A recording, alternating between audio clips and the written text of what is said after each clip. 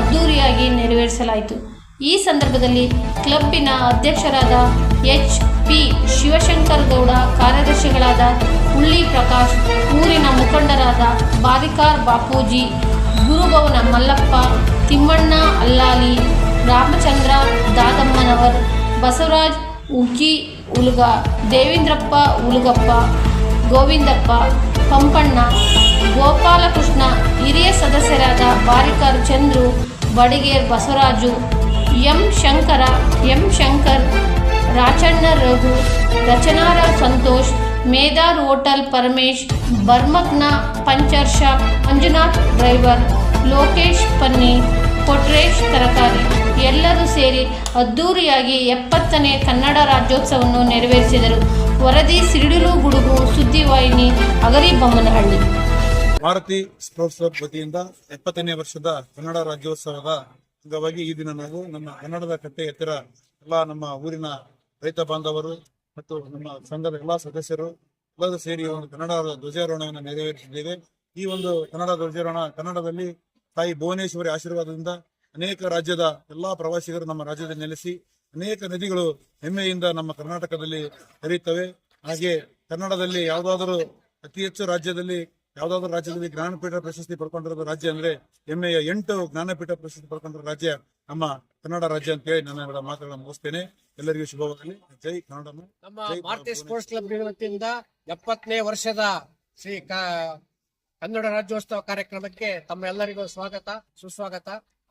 ನಾವು ಪ್ರತಿ ವರ್ಷ ನಮ್ಮ ಕನ್ನಡ ಕಟ್ಟೆ ಅಂತ ಮಾಡಿದೀವಿ. ಇಲ್ಲಿ ನಮ್ಮ ಭಾರತೀಯ ಸ್ಪೋರ್ಟ್ಸ್ ಕ್ಲಬ್ ವತಿಯಿಂದ ಪ್ರತಿ ವರ್ಷನೂ ಕನ್ನಡ ರಾಜ್ಯೋತ್ಸವ ಆಚರಿಸ್ಕೊಂಡು ಬರ್ತಾ ಇದೀವಿ. ನಮ್ಮೆಲ್ಲರೂ ಒಂದು ಉದ್ದೇಶ ಏನಂತಂದ್ರೆ ಕನ್ನಡವನ್ನ ನಾವೆಲ್ಲರೂ ಬಳಸ್ಬೇಕು. ಉಳಿಸೋದಕ್ಕಿಂತ ಬಳಸೋದು ಜಾಸ್ತಿ ಆದಾಗ ಅದು ಅದು ಉಳಿತೈತೆ. ಹಂಗಾಗಿ ಪ್ರತಿಯೊಬ್ಬರು ತಮ್ಮ ಮನೆಗಳಲ್ಲಿ ಮತ್ತು ವ್ಯವಹಾರದಲ್ಲಿ ಕನ್ನಡವನ್ನ ಬಳಸ್ತಕ್ಕಂಥ ಕೆಲಸವನ್ನ ಹೆಚ್ಚಿಗೆ ಮಾಡ್ಬೇಕಂತ ಹೇಳಿ ಎಲ್ಲ ಕನ್ನಡಿಗರಲ್ಲಿ ಭಾರತೀಯ ಸ್ಪೋರ್ಟ್ಸ್ ಕ್ಲಬ್ ಪರವಾಗಿ ನಾವು ಕೇಳ್ಕೊಳ್ತಾ ಇದೀವಿ. ಎಲ್ಲರಿಗೂ ಕನ್ನಡ ರಾಜ್ಯೋತ್ಸವ ಶುಭಾಶಯ. 70ನೇ ಕನ್ನಡ ರಾಜ್ಯೋತ್ಸವನ್ನ ಆಚರಣೆ ಮಾಡ್ತಕ್ಕಂಥ ಈ ಸಂದರ್ಭದಲ್ಲಿ ನಮ್ಮೊಂದು ಕಾರ್ಯಕ್ರಮಕ್ಕೆ ಆಗಮಿಸಿ ಈ ಒಂದು ಧ್ವಜಾರೋಹಣವನ್ನು ಯಶಸ್ವಿಯಾಗಿ ನಡೆಸಿಕೊಂಡಂತ ಊರಿನ ಎಲ್ಲ ಹಿರಿಯರು, ಎಲ್ಲ ಗಣ್ಯಮಾನ್ಯರು, ಎಲ್ಲ ಕ್ಲಬ್ಬಿನ ಹಿರಿಯ ಮತ್ತು ಕಿರಿಯ ಸದಸ್ಯರಿಗೆ ಧನ್ಯವಾದಗಳನ್ನು ತಿಳಿಸ್ತಾ ನಾವು ಆಚರಿಸ್ತಕ್ಕಂಥದ್ದು 70ನೇ ಕನ್ನಡ ರಾಜ್ಯೋತ್ಸವ. ಸ್ವಾತಂತ್ರ್ಯ ಬಂದಿಂದೆ ನಮ್ದು ಕರ್ನಾಟಕ ಅಂತ ಇದ್ದಿಲ್ಲ, ಮೈಸೂರು ಪ್ರಾಂತ ಅಂತ ನಮಗೆ ಮಡ್ರಾಸ್ ಪ್ರಾಂತ ಅಂತ ಇತ್ತು. ಆಮೇಲೆ ಮೈಸೂರು ರಾಜ್ಯ ಅಂತ ಅದಕ್ಕೆ ಒಂದು ನಾಮಕರಣ ಮಾಡಿದ್ದೆ.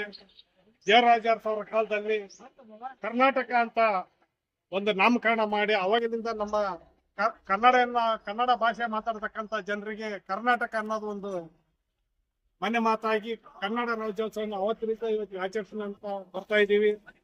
ಈ ಒಂದು ಶುಭ ಸಂದರ್ಭದಲ್ಲಿ ಎಲ್ಲರಿಗೂ ಸ್ವಾಗತವನ್ನು ಇನ್ನೊಮ್ಮೆ ಶುಭಾಶಯಗಳನ್ನು ತಿಳಿಸ್ತಾ, ಆದಷ್ಟು ನಮ್ಮ ಮಾತೃಭಾಷೆ ಕನ್ನಡ, ಎಲ್ಲೇ ಹೋಗ್ಲಿ ನೀವು ಕನ್ನಡದ ಬಗ್ಗೆ ಅಭಿಮಾನ ಇರಲಿ. ಇಲ್ಲೇ ನಮ್ಮ ಕನ್ನಡ ಭಾಷಿಕರು ಸಿಕ್ಕರೆ ಅವ್ರಿಗೊಂದು ಅಭಿಮಾನವನ್ನು ತಿಳಿಸ್ತಾ, ನೀವು ನೋಡ್ಬೇಕು, ನಾವು ಎಲ್ಲಿಯಾದ್ರೂ ನಮ್ಮ ರಾಜ್ಯವನ್ನು ಬಿಟ್ಟು ಹೋದಲ್ಲಿ ಆಂಧ್ರ ಆಗಲಿ ತಮಿಳ್ನಾಡು ಆಗಲಿ ಅವ್ರ ಭಾಷೆ ಮೇಲೆ ಎಷ್ಟೇ ಅವ್ರಿಗೆ ಒಂದು ಅಭಿಮಾನ ಅಂದ್ನಪ್ಪ ಅವ್ರಿಗೆ ಕನ್ನಡ ಬಂದ್ರು ಅವ್ರು ಕನ್ನಡ ಮಾತಾಡಲ್ಲ. ತಮಿಳ್ನಲ್ಲಿ ತೆಲುಗಿರಿದ್ರೆ ತೆಲುಗಿನಲ್ಲೇ ಮಾತಾಡ್ತಾರೆ. ಆ ಒಂದು ಅಭಿಮಾನ ನಮ್ಮಲ್ಲಿ ಬರ್ಲಿ. ಇನ್ನ ಹೆಚ್ಚಿಂದ ಏನಪ್ಪ ಅಂದ್ರೆ ನಮ್ಮ ಕನ್ನಡ ಭಾಷೆ ಮೇಲೆ ದಬ್ಬಾಳಿಕೆ ಇನ್ನ ನಿರಂತರವಾಗಿ ನಡೀತಿದೆ. ಈ ಕಡೆ ಬೆಳಗಾವಿ ಹೋದ್ರೆ ಮರಾಠಿ, ಈ ಕಡೆಗೆ ಆಂಧ್ರ ಬಳ್ಳಾರಿ ಕಡೆ ಹೋದ್ನಪ್ಪ ಅಂದ್ರೆ ತೆಲುಗು, ಈ ಕಡೆ ಮಡ್ರಾಸ್ ಹೋದ್ರೆ ನಾವು ಹೆಚ್ಚು ಕಮ್ಮಿ ನೀವು ಬೆಂಗಳೂರು ಹೋದ್ನಪ್ಪ ಅಂದ್ರೆ ಪೂರ್ತಿ ತಮಿಳ್ನೇ ಮಾತಾಡ್ತಾರೆ.